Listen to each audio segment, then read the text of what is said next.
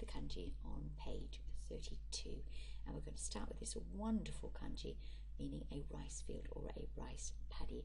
It's pronounced ta in the word that we're going to use it for, and if we want to actually write the full word for a rice field, we're going to use the ta character and we're going to add mbo, so we get tambo, which is a rice field. Let's just have a look at this kanji in its ancient forms, because you'll see it's changed very little. Here it is. Now if we scroll down, we're going to see the very ancient form. This is up to 4,000 years old, and you can see very little change. Essentially, it's just the shape of the rice fields, and they tend to be in a grid shape like that. If we go through to more modern kanji, here we have the ones here. They're from roughly up to 3,000-year-old, and then the 2,000-year-old kanji, you can see there's been an attempt to actually draw the real shape of the various rice fields. But eventually this is what it became, and it was eventually standardized in the square form that we see today. Let's check out the kakijun.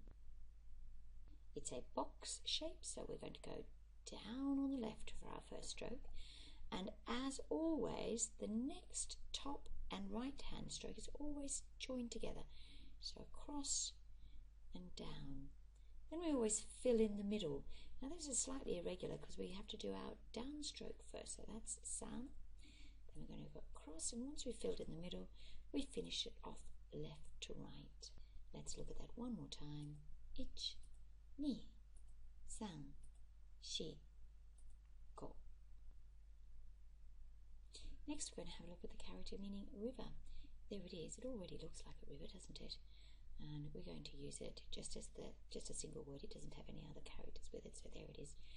Kawa, and it's pronounced kawa, kawa. Let's have a look at the etymology, and we can see it really does look like a river. There we go. These are the most ancient, so up to 4,000 years old, and you can see, look, it's just, look at that one, it's just a river flowing down. Then you can see it was modified, still looks like a river, and finally it ended up like that 2,000 years ago, and we then standardized it to 3 straight lines. Let's check the kakijun, the stroke order.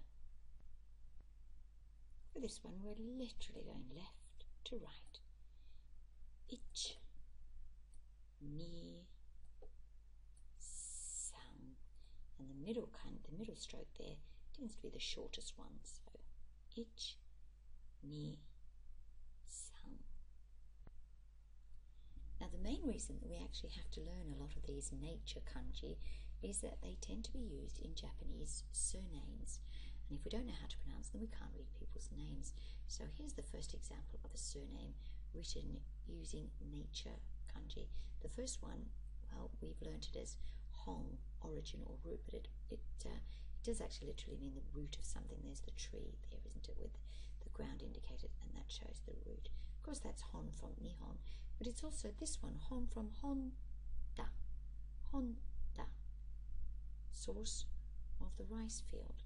Honda, very common Japanese surname, and you can practice that.